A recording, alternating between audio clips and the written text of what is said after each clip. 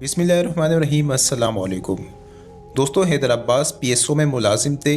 Rawalpindi satellite town में रहते थे और अमीर और बासर लोगों के दोस्त थे। लेकिन फिर इनके यहाँ एक स्पेशल बच्चा पैदा हो गया और ये 1981 में अमेरिका चले गए। इनका कुल असासा $4,600 थे। ये न्यूयॉर्क शहर पहुँचे और नौकरी की तलाश शुरू कर दी। ये रोज़ सुबह नौकरी की तलाश में निकलते थे और शाम को नाकाम वापस आ जाते थे। यूँ $4,600 में से 2400 खर्च हो गए, सिर्फ 2200 बच गए। हैदर अब्बास ने फैसला किया, मैं मज़ीद चंद दिन देखूंगा, अगर नौकरी मिल गई तो ठीक, वरना पाकिस्तान वापस चला जाऊंगा। ये इस फैसले के बाद एक शाम ट्रेन से घर वापस जा रहे थे। रास्ते में किसी स्टेशन से एक देसी शख्स ट्रेन पर सवार हुआ, सीधा इनकी तरफ आया और सलाम करके साथ खड़ा हो गया। हैदर अब्बास ने इनसे पूछा, क्या आप पाकिस्तानी हैं? उसने जवाब दिया, नहीं, मैं इंडिया से हूँ। हैदर अब्बास ने मायूसी से सर हिलाया और खामोश खड़े हो गए। वो शख्स थोड़ी देर उन्हें देखता रहा और फिर मुस्कुराकर बोला, पाकिस्तानी और इंडियन से क्या फ़र्क पड़ता है, तुम अपना इशू बताओ। हैदर अब्बास का जवाब था, मैं पाकिस्तानी हूँ और नौकरी तलाश कर रहा हूँ। वो शख्स मुस्कुराया और उसने जेब से कागज़ निकाला, उस पर नंबर लिखा, उसे पकड़ाया और कहा, किसी दिन मेरे पास आ जाओ, मसला हल हो जाएगा। हैदर अब्बास हैरत से कागज़ देखने लगा। उस दौरान ट्रेन रुकी और वो शख्स उतरकर हजूम में गुम हो गया। हैदर अब्बास ने चंद दिन बाद उसे फ़ोन किया। उसने उसे एड्रेस लिखवाया और घर बुला लिया। वो घर में अकेला रहता था, मकबूजा कश्मीर से ताल्लुक़ था। उसने हैदर को मशवरा दिया, आप मुलाजमत तलाश न करो, बिज़नेस तलाश करो। हैदर साहब ने बिज़नेस तलाश करना शुरू कर दिया और चंद दिन बाद उन्हें एक स्टोर मिल गया। $35,000 में सौदा हो गया। हैदर साहब ने ग़ुलाम नबी को फ़ोन किया। ग़ुलाम नबी ने उन्हें घर बुला लिया। ये अगले दिन उसके घर पहुंच गए। वो बड़ी मोहब्बत से मिला, चाय पिलाई और जाते वक्त एक लिफाफा उनके हाथ में दे दिया। उसमें $35,000 थे। उसका कहना था, तुम ये रकम मालिक को दे दो और स्टोर की मलकियत ले लो, मैं अगला मशवरा तुम्हें इसके बाद दूंगा। हैदर साहब अगले दिन स्टोर के मालिक के पास गए और स्टोर की ट्रांसफ़र शुरू हो गई। हैदर साहब ने ग़ुलाम नबी को फ़ोन किया और उससे बताया, ट्रांसफ़र पेपर्स तैयार है, आप आकर दस्तखत कर दे। इंडियन का जवाब था, मैं मसरूफ़ हूँ, आप मेरी जगह दस्तखत कर दो। बहरहाल क़िस्सा मुख्तसर, दस्तखत भी हो गए और स्टोर भी मिल गया। हैदर साहब इसके बाद उससे जब भी फ़ोन करते थे, उसका जवाब होता था, आप ये स्टोर चलाओ, मैं किसी दिन चक्कर लगाऊंगा, और ये फिर गायब हो गया। हैदर साहब स्टोर चलाने लगे, सेल बढ़ गई, स्टोर कामयाब हो गया। 8 माह बाद स्टोर का अच्छा गाहक मिल गया, सौदा हुआ और स्टोर $72,000 में बिक गया। हैदर साहब ने इसको फ़ोन किया, वो उस फ़ोन पर मिल गया। उसका कहना था, तुम ये रकम घर ले जाओ, मैं किसी दिन आकर ले जाऊंगा। हैदर साहब $72,000 बेड के नीचे रख कर उसका इंतज़ार करते रहे। वो एक रात अचानक आ गया और हैदर साहब ने $72,000 उसके सामने रख दिए। उस शख्स ने कॉफ़ी पी, रकम में से $35,000 उठाए, बाकी हैदर अब्बास के हवाले किए, उन्हें तबकी दी और वहाँ से चला गया। हैदर अब्बास ने उसके बाद जब भी इसके नंबर पर फ़ोन किया, वो फ़ोन किसी ने नहीं उठाया। वो इसके एड्रेस पर गए, लेकिन वहाँ उस नाम का कोई शख्स नहीं रहता था। ग़ुलाम नबी उसके बाद उन्हें कभी नहीं मिला। वो कहाँ से आया था और उसने उनकी मदद क्यों की थी, ये सवालात आज तक हैदर अब्बास को परेशान करते रहते हैं।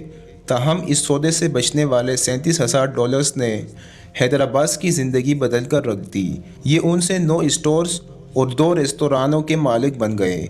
मुझे इससे मिलता जुलता वाक़या चंद दिन कबल मलक रियाज साहब ने भी सुनाया। उनका कहना था, मैं एक बार रावलपिंडी के माल रोड से गुज़र रहा था, गाड़ी चला रहा था, मुझे अचानक एक फ़ोन आया। मैंने फ़ोन सुना तो दूसरी तरफ से कोई दरमियानी उम्र का शख्स बोल रहा था। उसका कहना था, अडियाला रोड पर एक छोटा सा मदरसा है, कोई मुखय्यर शख्स मदरसे के बच्चों के लिए खाने का बंदोबस्त करता था, वो फौत हो गया है। मदरसे के बच्चे अब 3 दिन से भूखे हैं, क्या आप इनके खाने पीने का बंदोबस्त कर सकते हैं? मलिक साहब के बकौल मैंने इससे एड्रेस लिया, अपने दफ्तर फ़ोन किया और अपने अमले से कहा, तुम लोग फौरी तौर पर राशन लो, इस एड्रेस पर जाओ, राशन दो और इसके बाद बताओ क्या वाकई वहाँ मदरसा मौजूद है, क्या वहाँ बच्चे पढ़ते हैं और क्या वाकई 3 दिन से भूखे हैं। मेरे लोग गए और थोड़ी देर बाद तस्दीक का फ़ोन आ गया। वो बात 100% ठीक थी, वहाँ मदरसा भी था, बच्चे भी थे और वो वाकई 3 दिन से भूखे भी थे। मेरे लोगों ने फौरी तौर पर उन्हें राशन दिया। کھانا پکا اور بچوں نے کھا کر شکرانے کے نفل ادا کیے۔ میں نے اس کے بعد شکریہ ادا کرنے کے لیے اس نمبر پر فون کیا تو دوسری طرف سے جواب دیا گیا، ہم نے آپ کو کوئی فون نہیں کیا تھا۔ میں نے فون کی تفصیل نکلوائی، یہ اسکیم 3 کا فون تھا اور وہاں سے واقعی کسی نے مجھے فون نہیں کیا تھا۔ میں آج تک اس شخص کو تلاش کر رہا ہوں لیکن وہ مجھے نہیں ملا۔ میں نے ملک صاحب سے پوچھا، اور اس مدرسے کا کیا بنا؟ یہ ہاتھ جوڑ کر آسمان کی طرف دیکھ کر بولے، وہ مدرسہ آج تک ہم چلا رہے ہیں۔ یہ صرف 2 واقعات نہیں ہیں، آپ بھی اگر کسی دن بیٹھ کر اپنے بارے میں سوچیں گے تو آپ کے حافظے میں کوئی نہ کوئی ایسا شخص ضرور بیٹھا ہوگا جو اچانک کسی طرف سے آیا ہوگا۔ اس نے آپ کو ہدایت کے راستے پر ڈالا ہوگا اور وہ اس کے بعد غائب ہو گیا ہوگا۔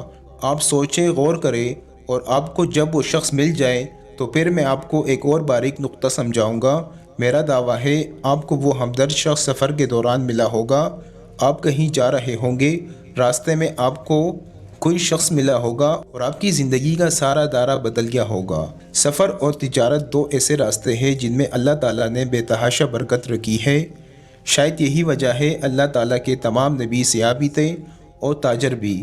میرے پاس پرسنل سیشن کے لیے جتنے بھی لوگ آتے ہیں، میں ان کے ایشو سن کر انہیں صرف ایک مشورہ دیتا ہوں، آپ اپنا مسئلہ اپنے دماغ میں لوڈ کریں اور سفر پر روانہ ہو جائے۔ آپ کو راستے میں انشاءاللہ اس کا کوئی نہ کوئی حل ضرور مل جائے گا۔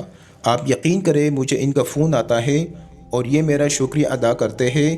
سفر کے معاملے میں یہ ضروری نہیں آپ کسی دوسرے ملک کا سفر کریں، آپ ملک کے اندر بھی سفر کر سکتے ہیں۔ آپ کسی دوسرے شہر یا گاؤں چلے جائیں، اور اگر یہ بھی ممکن نہیں تو آپ اپنے شہر کے اندر ہی چکر لگا لیں، آپ کو اپنے مسئلے کا حل مل جائے گا۔ دوسرا، میں ہر شخص سے عرض کرتا ہوں، آپ کاروبار کرو اور اس کاروبار میں اللہ تعالیٰ کو 10% کا حصہ دار بنا لو، تمہارا معاشی مسئلہ بھی حل ہو جائے گا اور باقی تمام مسائل بھی ختم ہو جائیں گے۔ آپ اب پوچھ سکتے ہیں، معاشی مسائل کا باقی مسائل سے کیا تعلق ہے؟ بات سیدھی ہے، دنیا کے ہر شخص کو 12 قسم کے مسائل کا سامنا ہوتا ہے۔ ان 12 مسئلوں میں سے ایک مسئلہ معاشی بھی ہے، لیکن یہ مسئلہ باقی 11 مسائل کی ماں ہے۔ آپ اگر معاشی لحاظ سے مضبوط ہیں تو پھر باقی 11 مسائل کی شدت کم ہو جائے گی، اور آپ اگر معاشی لحاظ سے کمزور ہیں تو پھر باقی 11 مسائل آپ کا فالودہ نکال دیں گے۔ چنانچہ آپ اگر اپنے آپ کو معاشی لحاظ سے مضبوط کر لیں تو آپ کے باقی 11 مسئلے بھی حل ہو جائیں گے، اور معاشی مسائل کے حل کے آئیڈیاز بھی انسان کو سفر کے دوران ملتے ہیں۔